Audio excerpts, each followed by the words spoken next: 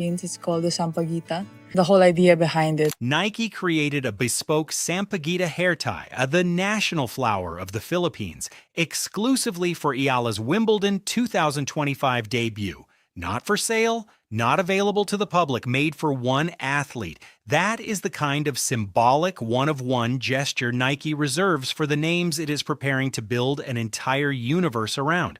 Then came the Vogue Philippines August 2025 cover, where Eala wore a Nike-designed Sampaguita collection crafted by Manila-based artist Georgina Camus.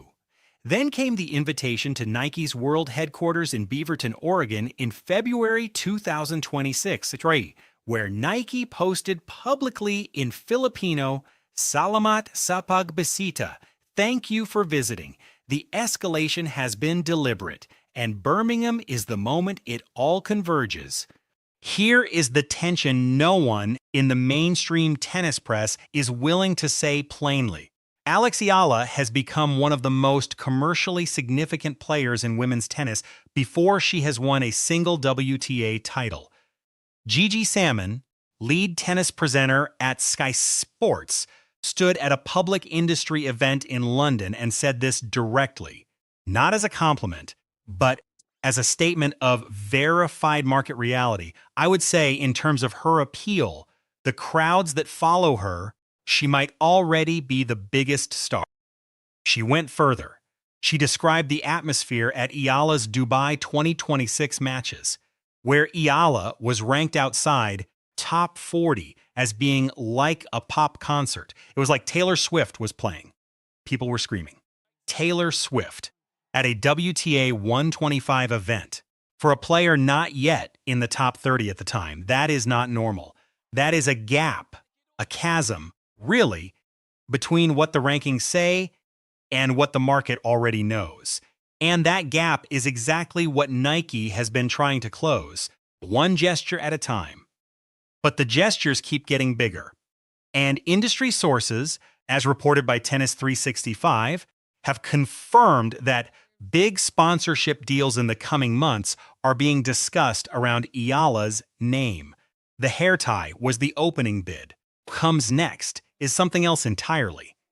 Start with the Sampaguita hair tie, because it is the detail that tells you everything about how Nike thinks. When a brand as disciplined and deliberate as Nike creates a non-commercial, culturally rooted, one-of-a-kind piece of kit for a player ranked outside the top 50, they are not doing it as goodwill. They are building a story. The Sampaguita is the national flower of the Philippines. It blooms at night, it is used in religious ceremonies, it is woven into the hair of Filipino women for generations. Nike chose that flower, not a generic design, not a logo rework, for a player making her Wimbledon debut. The signal to every brand intelligence team watching was unmistakable. This is not a routine endorsement. This is a long-term cultural construction project. Monday, February 23, 2026, Nike's official Philippines social account posts a photo from their Beaverton, Oregon world headquarters.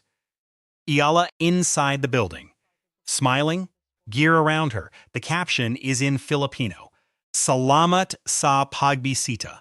That post alone reached hundreds of thousands of engagements across the Filipino diaspora. Put yourself in the room where Nike's global marketing team is reviewing that engagement data, seeing Filipino fans in Dubai, London, and Manila reacting at the same intensity to one athlete's gear fitting that they would reserve for a Wimbledon champion. The math is not complicated. Then Birmingham happened. June 2. Eala walks onto center court against Priscilla Hahn, opens the first set in approximately 22 minutes, and wins 6-0. The second set goes 6-2. It is not a match. It is a demonstration.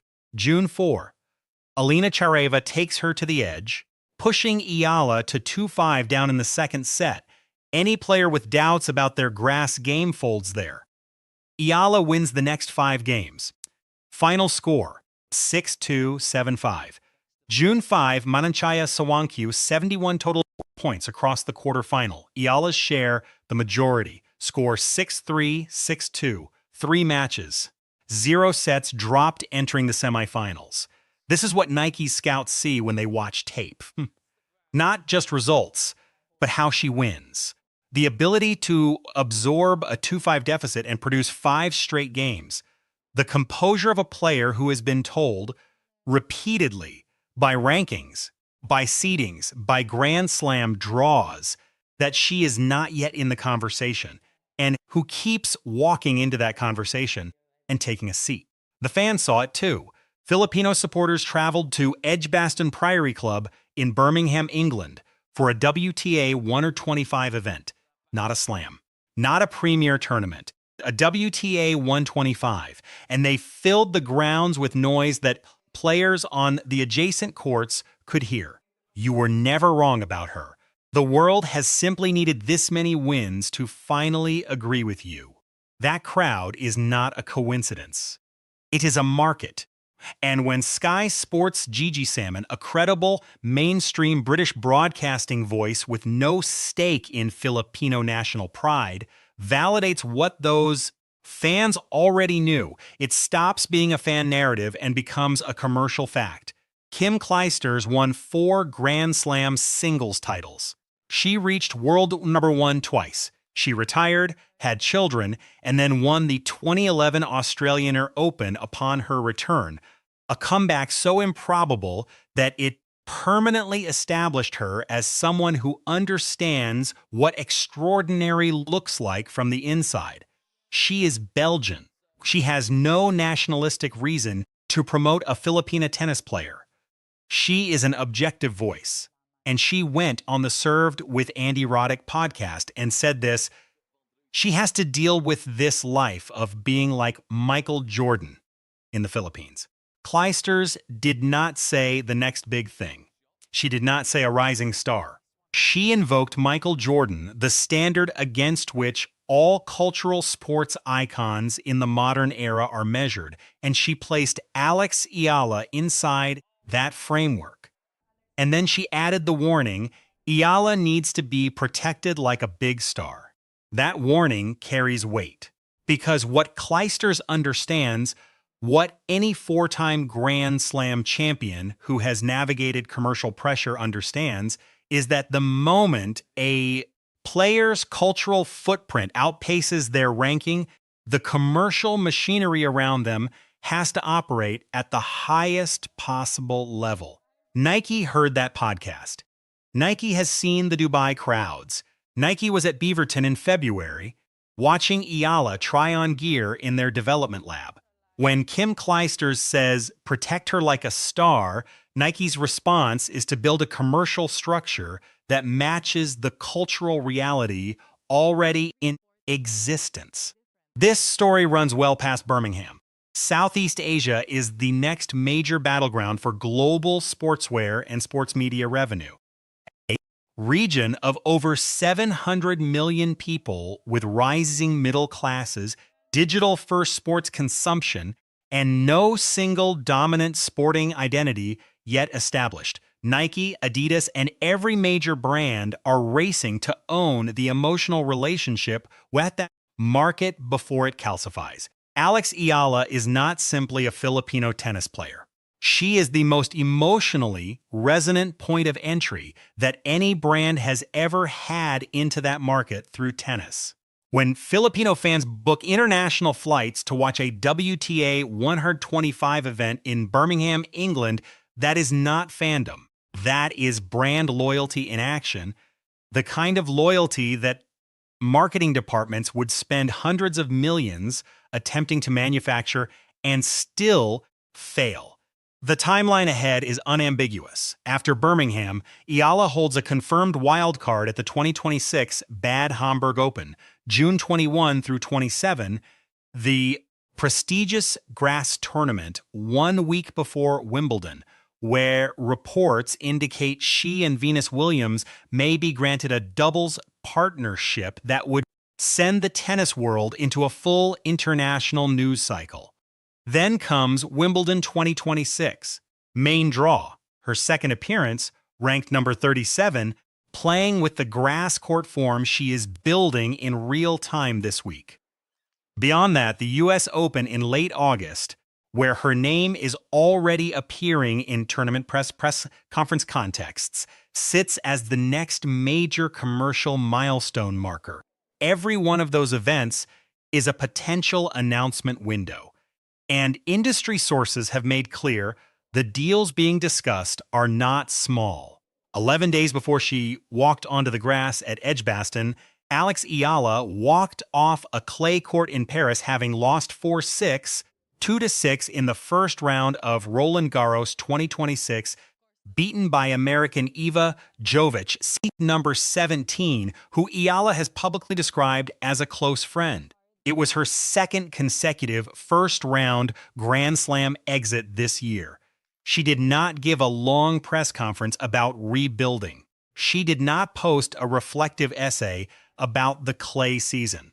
She showed up in Birmingham 6 days later and won the first set of her opening match in 22 minutes. 6. She had said it herself in a Tennis 365 exclusive interview before any of this. My day-to-day life is the same.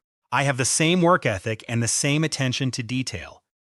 And at the Nike HQ visit, when a reporter asked if she had become the new Manny Pacquiao, the greatest Philippine sporting icon of the modern era, she answered in Tagalog, "Nasa ibang level na siya. Sa tingin ko, medyo malayo pa ako. He is on another level. I think I am still far from there." That humility, expressed in her native language, without performance or calculation, is not a deflection. It is a blueprint. A player who answers questions about her own legend in the language of her grandmother, who walks off a Roland Garros first-round loss and opens a Birmingham grass match with a bagel set, that player does not need anyone to tell her who she is. It started with a flower no one else would ever get. It became a Vogue Philippines cover in Nike gear. A visit to world headquarters where the caption was written in Filipino. A crowd in Birmingham, England, screaming for a WTA 125 semifinalist the way crowds scream for Wimbledon champions. Kim Clijsters invoking Michael Jordan. Gigi Salmon abandoning journalistic neutrality to call her, without hesitation, already the biggest star. The specific contract number, whatever it is, will eventually become public. Nike does not build cultural campaigns of this scale and then leave them unnamed forever. What has already been confirmed is the pattern, from a Sampaguita hair tie that was never sold, to a Vogue cover, to Beaverton, to Birmingham. Each step in that sequence is larger than the last. The trajectory has one direction. Alex Eala did